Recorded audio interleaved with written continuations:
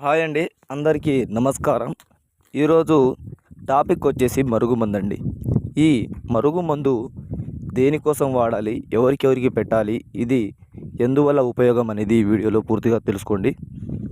మొదటిగా మరుగుమందు విడిపోయిన స్త్రీ పురుషులు, భార్యాభర్తలు, అదేవిధంగా ప్రేమికులు, అత్తాకోడలు విడిపోయిన వాళ్ళనేది ఈ మరుగుమందు వాడడం అనేది జరుగుతుంది. ఈ మరుగుమందు ఒక్కసారి అనేది పెడితే చాలండి, జీవితాంతం మన వెనకాలే కుక్కలా పడి ఉంటారు. ఇంకొకటి వచ్చేసి కడుపుకు అనేది పెట్టడం జరుగుతుంది. అది మనం తినే ఆహార పదార్థాల్లో కానీ, మనం తాగే ఆహార పదార్థాల్లో కానీ, మనం తలకు కానీ, బట్టలు కానీ, వంటికి కానీ, వాళ్ళు నడిచే కాలి పాద అడుగులో కానీ కొంచెం రాస్తే చాలండి, జీవితాంతం మనం చెప్పిన మాటలు అనేది వింటారు. ఇది ఎటువంటి సైడ్ ఎఫెక్ట్స్ లేకుండా మరుగుమందు స్వయంగా తయారు చేసి ఇస్తామండి.